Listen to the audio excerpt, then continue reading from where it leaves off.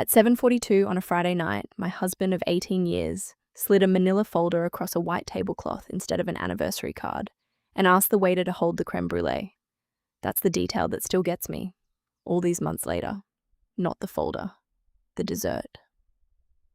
We were at the Grove, the same restaurant we went to every October 14th, and I had ordered exactly what I always ordered, and Richard had ordered exactly what he always ordered, and somewhere between the salmon and the check, he had quietly told our waiter, a kid named Dylan with a gap in his front teeth, not to bring out the creme brulee we always split. I didn't know that yet. I found it out later, and when I did, it told me more than the folder did.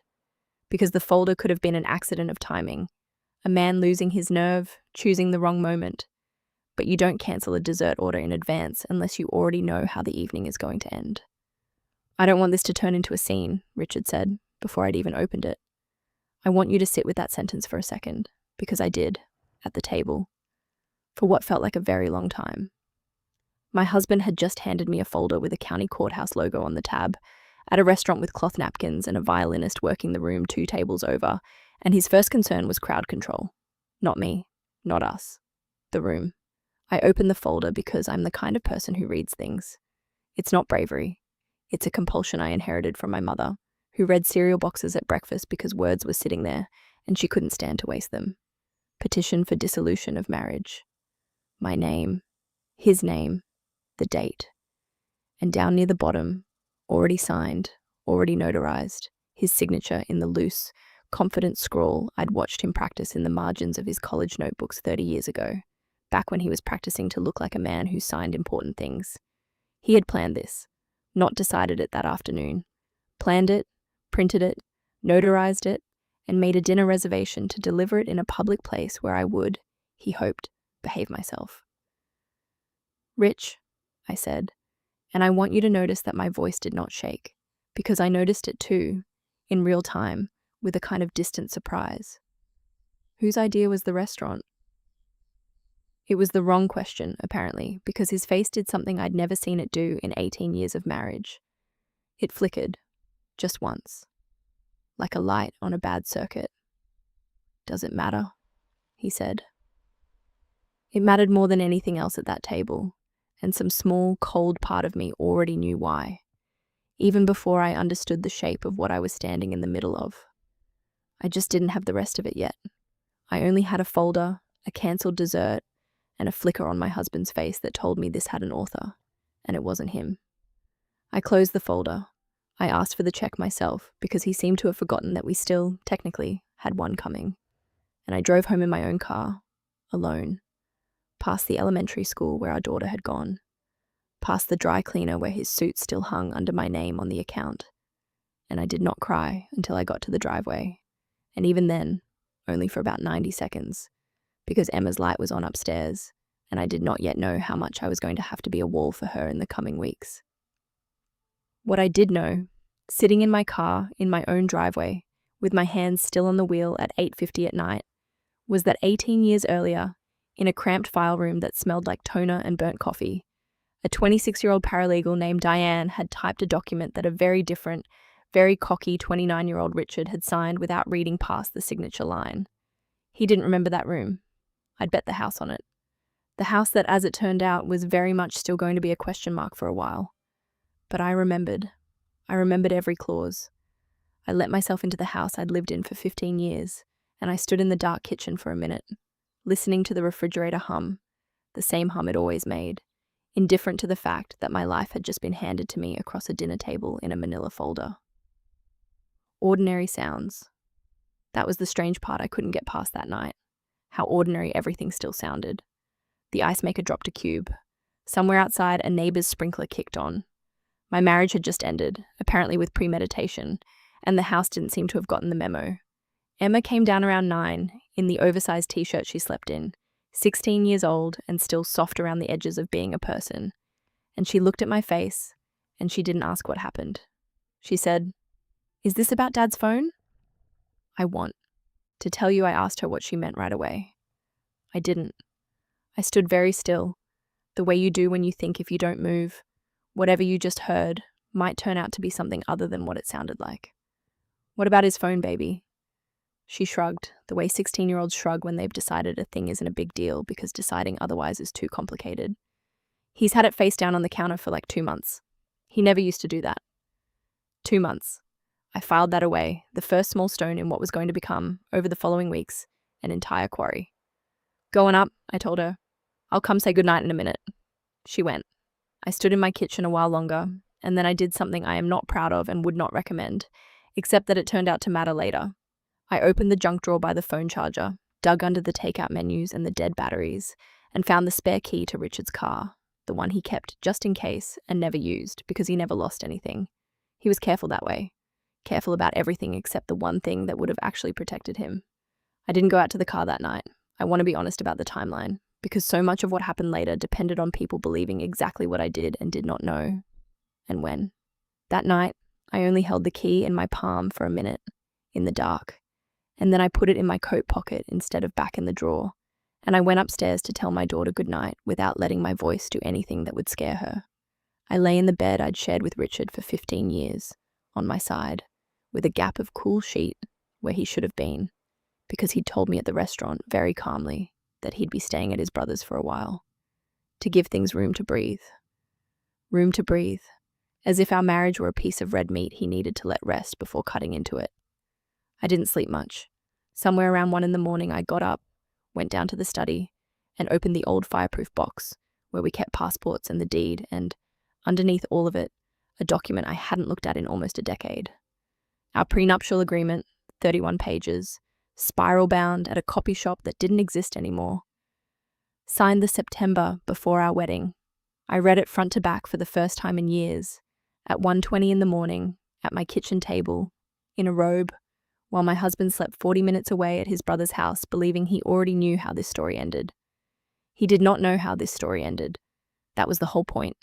He had never once in 18 years asked me what was actually in that document. He'd asked his lawyer friend Marcus to handle it, told me where to sign, and moved on with his life. He had no idea that the person who'd actually drafted the language, clause by clause, initial by initial, in a small file room off a hallway that smelled like burnt coffee, had been me. He was about to find out. Just not that night. That night, I only turned to page 11 and read one paragraph 3 times, slowly, to make sure I hadn't imagined it in 18 years of not thinking about it. I hadn't. I closed the folder, put the box back under the desk, and went to bed.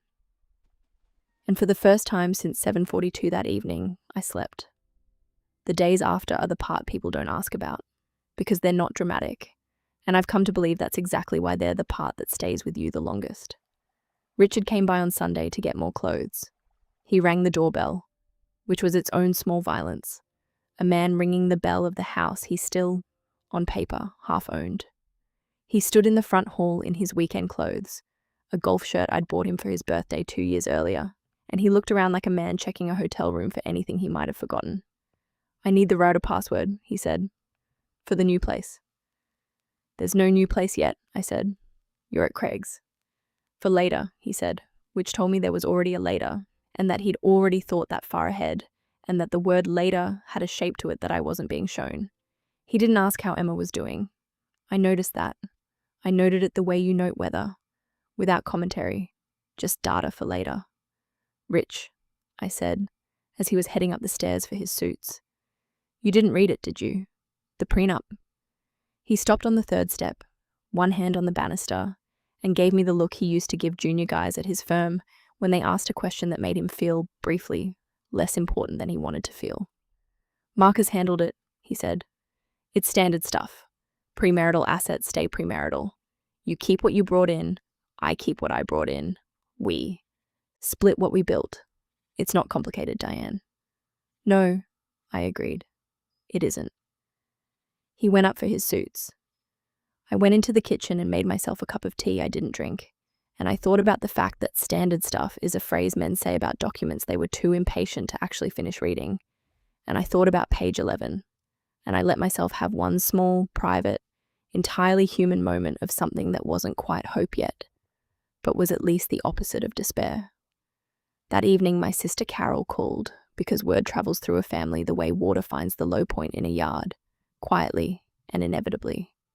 "I heard," she said, no preamble, the way only a sister can. At dinner? At the Grove?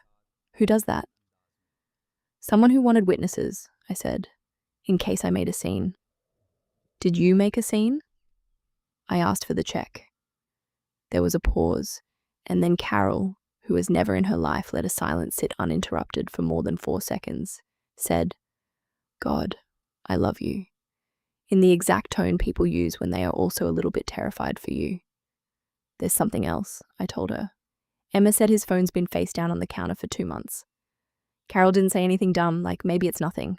My sister has never once in her life told me maybe it's nothing, when the honest answer was probably something. She just said, okay, what do you want to do? I want to know who, I said. Not because it changes anything legally, because I want to stop guessing. I didn't have to guess for long.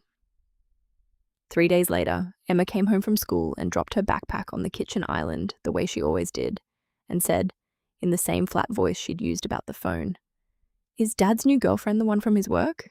The one who does his marketing? I was cutting an onion.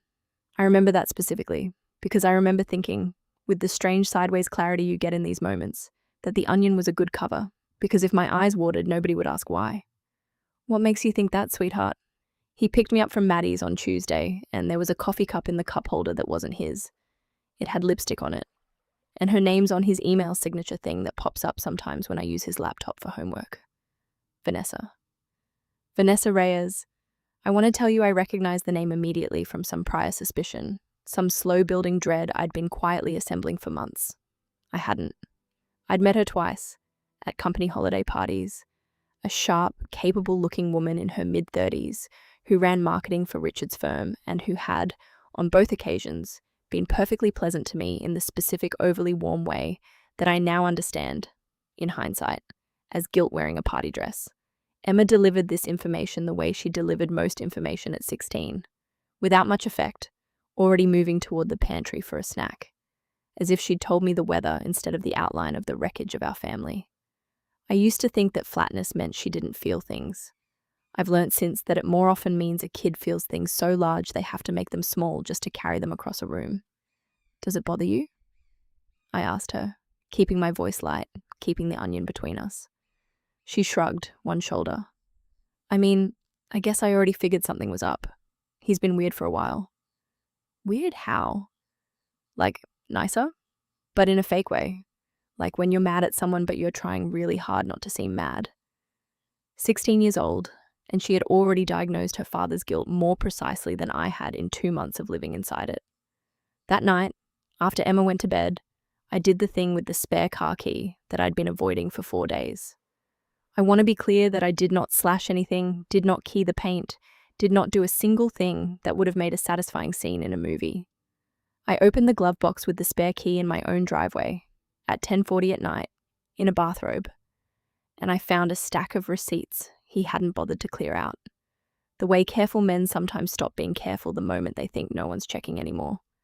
A hotel receipt from 6 weeks earlier, 40 minutes outside our town, for a room he'd told me was a work conference in a different city entirely. A florist receipt, cash, no card trail, dated the week of our wedding anniversary. The same week he'd bought me the earrings I was wearing the night he handed me the folder. And in the center console, under a phone charger, a single hair elastic. The small clear kind that I picked up between 2 fingers and held for a second under the dome light. The way you hold something you already understand, but haven't yet let yourself believe. I put everything back exactly as I'd found it. I locked the car. I went inside and I sat at the kitchen table in the dark for a long time. And this is the part I want to be honest about, because it's the part nobody shows you in the version of this story where the wronged wife feels triumphant and clear-eyed the whole way through. I felt stupid. Not sad, not yet. Stupid. I ran the last 2 years backward like a tape. The work trip to Denver, the sudden gym membership, the new cologne he said Emma had picked out for Father's Day, when Emma, it turned out, had done no such thing. And I sat there in my kitchen at midnight asking myself the question every person in my position eventually asks, the one that does no good and comes anyway. How did I not know? I didn't have an answer that night. I only had a hair elastic I put in a sandwich bag and a folder with a courthouse logo, and 18 years of a life I was going to have to take apart piece by piece to see what, if anything, of it had ever actually been true. I called Carol back the next morning before I'd even had coffee. "I need a lawyer," I said. "Not a nice one, a good one." "I have exactly that lawyer," Carol said. "Her name's Ruth Okafor. She once made a man cry in a deposition by asking him one question about his own tax return. He'd been lying for 2 years, and it took her 4 minutes. Ruth's office was above a dry cleaner, which I liked immediately, because it told me she didn't spend her clients' money on the kind of glass and marble lobby that Richard's firm had. She was maybe 60, reading glasses pushed up into grey hair, and the first thing she did, before hello, before are you doing okay, was slide a legal pad across her desk and say, "Tell me everything, in order, and don't skip the boring parts." The boring parts are where people hide things. I told her about the folder, the dessert, the 2 months of the phone face down, the hotel receipt, the florist, the hair elastic in the sandwich bag in my purse, which I set on her desk like evidence at a trial. Because in a sense, it was. Ruth listened without writing much down until I mentioned the prenup, and then her pen stopped. "You said you were a paralegal when you drafted it," she said. "Drafted it? Or reviewed it?" "Drafted it," I said. Marcus Alvey was the attorney of record. I did the actual language. I was 26. It was my job to type up what he dictated and clean up the boilerplate, and I'd been at that firm 3 years by then, long enough to know which clauses actually mattered and which ones were filler. And Richard trusted Marcus completely because Marcus was his college roommate, and he trusted me completely because I was his fiancée, and it did not occur to either of them that the two of us might, together, produce a document that protected me a great deal more than he ever bothered to check. Ruth took her glasses off, which I would learn over the following weeks was the thing she did right before she said something she considered important. "What's in it exactly?" I told her about page 11, about the clause I'd added, with Marcus's tired, distracted sign-off, because he was drafting 6 other documents that week and had told me, verbatim, "Just make it airtight, I trust you die." That stated any appreciation in the value of Richard's business during the marriage would be treated as marital property subject to equal division, regardless of whose name was on the founding documents, if the dissolution of the marriage was found to result from conduct of either party constituting a breach of the marital relationship. In plain terms, if he cheated and it caused the divorce, the business he'd built from a 2-person startup into a firm worth $11 million wasn't entirely his anymore. Not because of some fairy tale word like adultery written in scarlet ink, because of the much duller, much more enforceable word conduct, which Ruth would later tell me was doing more legal work in that sentence than any accusation ever could. "He signed this," Ruth said, not quite a question. "He signed everything Marcus put in front of him. He was 29 and in love and in a hurry. He signed the mortgage on our first house without reading the interest rate table too. It's not that he's stupid. It's that he's never once in his life believed anything bad could happen to him, so he's never read the fine print on anything. Because why would you need an exit if you're sure you're never going to need one?" Ruth put her glasses back on. "Does he know you drafted it?" "He's never asked." "Does Vanessa know?" That stopped me for a second because I hadn't thought about it from that angle at all. Not what I knew, but what she didn't. "I doubt it," I said slowly. "I doubt she's ever seen it. I doubt she knows it exists beyond the word prenup, the way most people know the word exists. I doubt either of them has any idea what page 11 says." Ruth smiled for the first time since I'd walked in, and it was not a warm smile. It was the smile of a woman who has just been handed a very good hand of cards by a client who didn't fully realize she was already holding them. "Get me a copy," she said. "And get me anything else you've got. Receipts, texts, that hair tie, all of it. Everything you found in that glove box, and everything you're going to keep finding, because people like your husband never stop leaving a trail. They just get sloppier the longer they think nobody's looking."